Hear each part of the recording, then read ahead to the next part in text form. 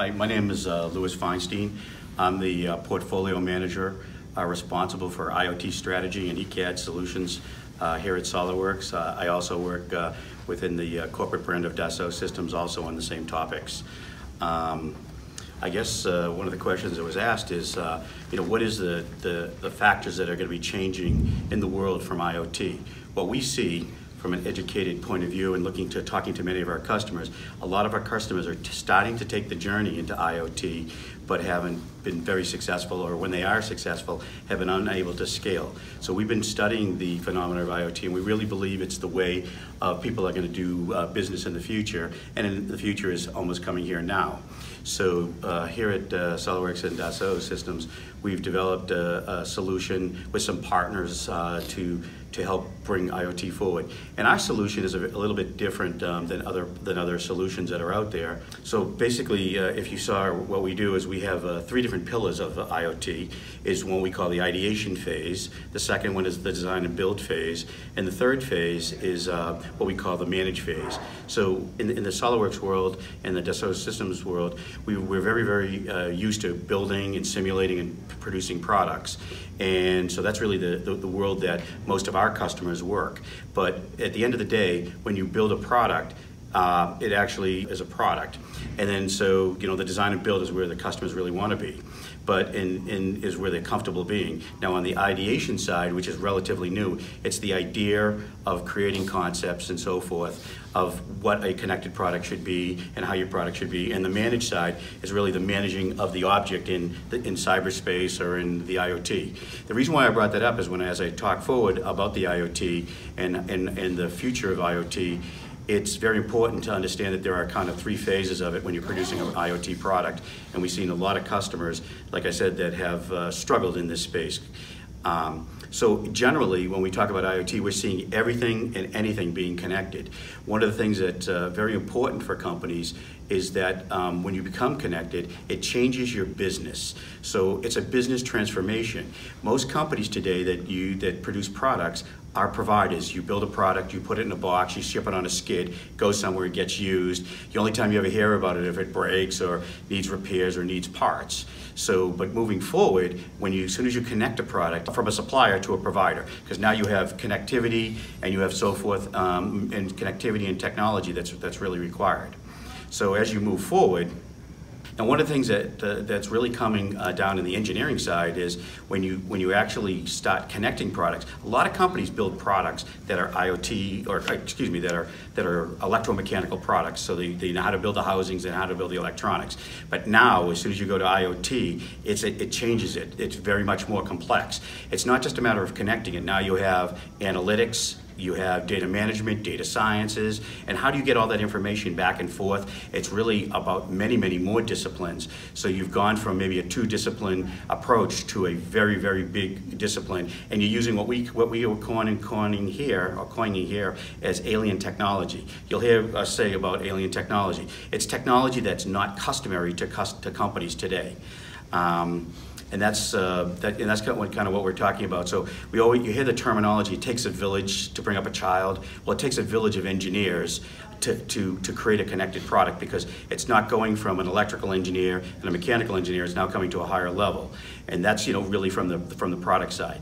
Now, I want to take a step back and say, why is the IoT so important to you, and what do we see in the future for IoT?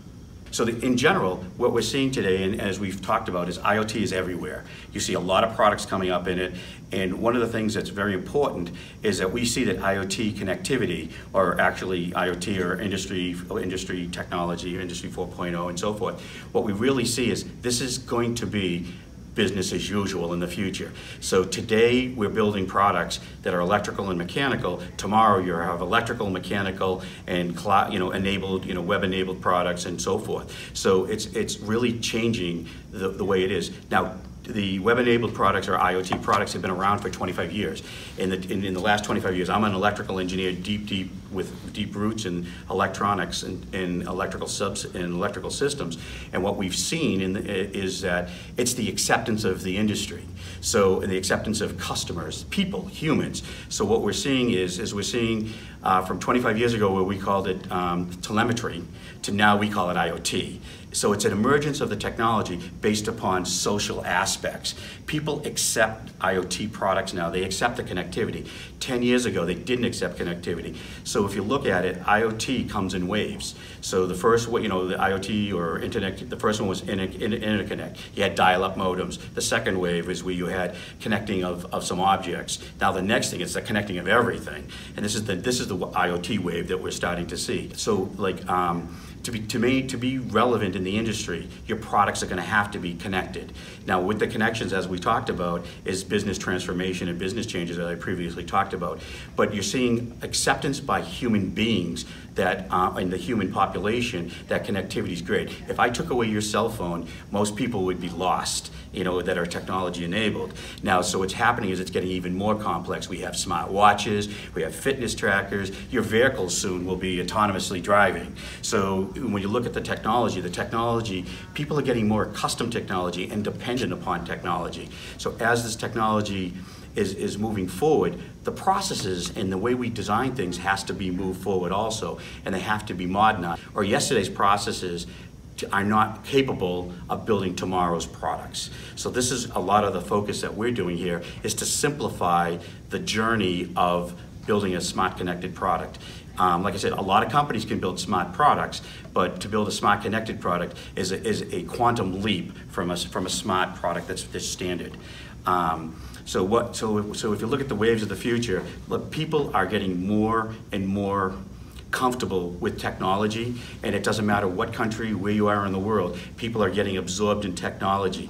You think about it, a lot of the stuff that we see comes from the movies. I remember as reading about Dick Tracy and all this stuff. I'm not that old, but reading about Dick Tracy and having that. You have a computer on your hand that can do unbelievable things. Just imagine the technology. I've seen some stuff from Google where they're putting stuff in your eyes. They're going to have almost bionic eyes. So what we're seeing is we're seeing a convergence that's accepted by the people, that you're starting to see a convergence of both human factors and humans coming together to accept this type of technology. Technology doesn't move forward for the sake of moving forward unless people accept it.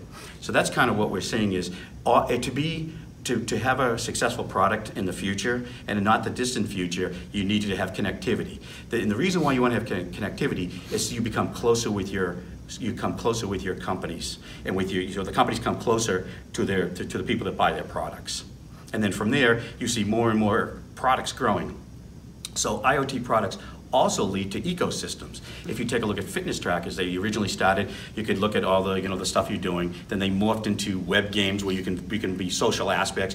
You can have somebody across the world that you're running with and doing stuff with. Now they've brought in fitness trainers, so you've seen the connectivity changes the way you do your life. This whole connectivity is really bringing the world together and making it so much easier to communicate and so much easier to get your jobs done. What people are looking for with these products, to make your life better. It's not about making things easier, it's about making your life better and having more time to do the things that you like to do and to minimize all of the tasks that you do. And this is what we're seeing. Those are the very successful products, the ones that become enabled with you. If you look at when you build an IoT product, the very first thing you need to do is get social acceptance or customer acceptance of the product. And once you do it, then there's that whole scalability piece. So that's kind of what we're seeing, is that the industry is actually, we really believe that you're going to be moving forward with this, that basically connected products are the future, and it's going to be the status quo, meaning that if you don't have a connected product in certain aspects, you will become irrelevant in your products and over time. And this is just the transformation, the human transformation we're seeing. So if you're an aspiring student, if you want to be the best you can be, understanding IoT and connectivity is going to make you so much better, and it's going to allow you to open doors in your careers and actually make it exciting. If you're a maker or you're someone who builds a product, absolutely, understanding connectivity and how things work will really bring you forward. If you're a professional, you need to expand your capabilities. and your knowledge, because IoT will make you relevant, because basically products in the future will be connected. And if you want to stay in the global economy, you're going to need to be connectivity. We have so many new initiatives. We have, Industry 4.0 in Europe. We have China 2025. We have initiatives all over the world to make factories smart. And there's a real great aspect to it, is because our world population is getting bigger. These new factories, the smart factories, can produce more food, can produce more products in a more quicker time, and to make the economies so that more people can have products, more people can better their lives. So understanding and studying mechatronics is really the science of electromechanical design, is really the forefront, is understanding about electronics, understanding about mechanical and how they work together. That's mechatronics. And as soon as you're connected with the connectivity, understanding how to build applications, understanding how to get the data connected to the cloud, understanding how to create dashboards, and understanding how to make applications that are meaningful to customers or meaningful to you of the connected data that you can get and the insights you can get on your product. So as a professional, you should really understand how it's going to affect your career and how it's going to be transforming your career into new places that you've never been in before. And as a student, this is a great opportunity to learn about mechatronics and to learn about connectivity and to really expand your capabilities. These are the disciplines and the technologies that the future employers that are really going to be wanting, because today, like I said, it takes a village of engineers to build a connected product, and you want to be part of that village. And this is the journey that you really need to take, is to understand what you need to absolutely bring yourself forward. This is the next generation. We are in an industrial revolution. It just happens to be in the 20th century. It's really cool that we're actually moving into another journey.